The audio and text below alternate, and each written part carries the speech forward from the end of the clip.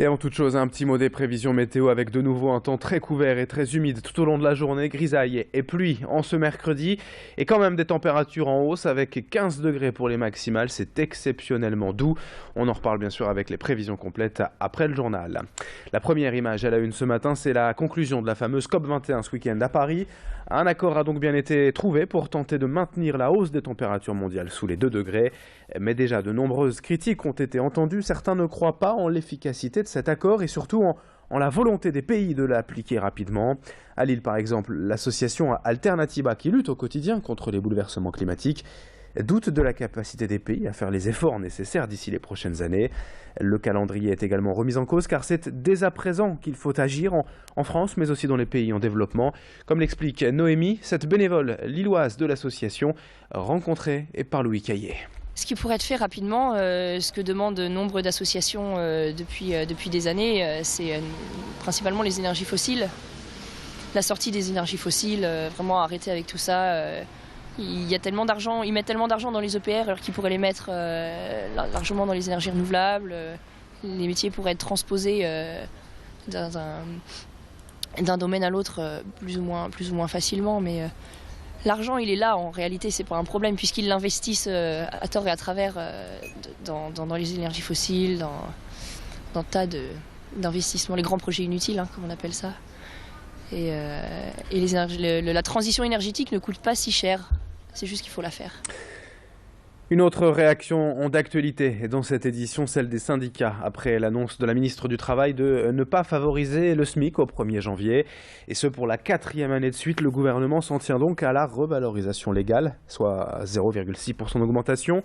Le salaire minimum passera donc au 1er janvier de 9,61 à 9,67 euros au brut de l'heure, soit 1466 euros au brut par mois. Une déception pour les syndicats qui attendaient un geste de l'État pour les salariés les plus précaires. Le gouvernement, lui, se défend en expliquant qu'une hausse d'à peine 1% entraînerait un déficit d'un demi-milliard d'euros pour les entreprises et des embauches réduites dans les prochains mois. Le syndicat FO critique forcément cette vision en pleine crise des foyers les plus pauvres. Explication au micro de Céline Huret. Quand on a appris la baisse du SMIC, on a été très déçus. D'une manière générale, en France, on a besoin de consommation, on a besoin de relancer la croissance. Et le moteur essentiel de l'économie, c'est les dépenses des ménages. Et le fait de bloquer le SMIC, en l'occurrence, ça ne permettra pas de développer tout ce qui est commerce et tout ce qui est activité économique. S'il n'y a pas de croissance, il n'y a pas d'embauche. Et s'il n'y a pas d'embauche, il n'y a pas d'économie. Donc on a un mauvais problème et on a un mauvais traitement du problème. 7h33 en direct sur Grand Lille TV dans le reste de cette édition à une semaine du réveillon de Noël. C'est la dernière ligne droite dans la course au cadeau. Et pour pleinement en profiter, il faut aujourd'hui bien faire attention au budget.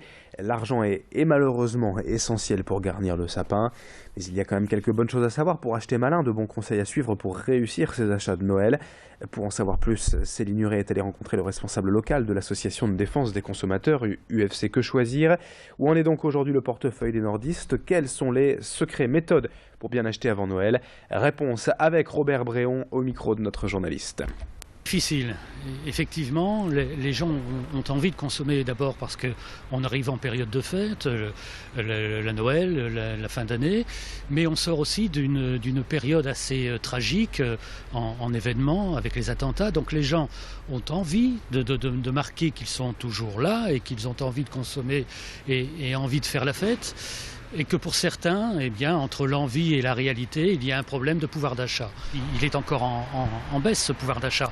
On a par exemple les prix des timbres qui vont augmenter là au mois de janvier de manière assez importante. Pour finir, ce journal reportage en images à l'hôpital privé de la Louvière à Lille, qui depuis un an a mis au point une technique innovante pour opérer les patients atteints du cancer de la prostate. C'est en fait une machine baptisée Focal One qui intervient précisément sur la zone infectée. Une opération robotisée pour localiser la tumeur et ne traiter que la zone concernée. Et concrètement, la technique permet d'associer les biopsies, l'IRM, des ultrasons focalisés de haute intensité pour une opération pratiquée dans la journée en ambulatoire sans hospitalisation. Il y a donc moins d'effets secondaires pour les patients, moins de fatigue et surtout pas d'ablation de la prostate. Depuis un an déjà, plus de 40 patients ont pu en bénéficier. Idil Gunay est allé se renseigner auprès du médecin en charge du service à l'hôpital de la Louvière. En fait, elle va permettre un traitement potentiellement plus précis et surtout un meilleur repérage préopératoire en incluant l'IRM qu'on a fait aux patients qu'on veut traiter et qu'on peut fusionner avec les images échographiques pendant l'intervention. Donc ça, c'est la première chose. À la fin de l'intervention, en l'absence de contre-indication, on va pouvoir injecter un produit de contraste qui nous permettra de visualiser en échographie si le traitement est correctement effectué ou pas. S'il y a une zone qui est insuffisamment traitée, on pourra tout de suite réintervenir. En sport, du football pour conclure avec la 4e victoire de suite pour le LOSC. Hier en Coupe de la Ligue à domicile en 8e de finale, les Dogs ont battu Laval, équipe de Ligue 2, 1-0, une petite victoire mais qui fait du bien tout de même puisque le LOSC se qualifie ainsi pour les quarts de finale de cette Coupe de la Ligue. Mercredi 16 décembre, 7h36 en direct, dans un instant la météo et l'info trafic.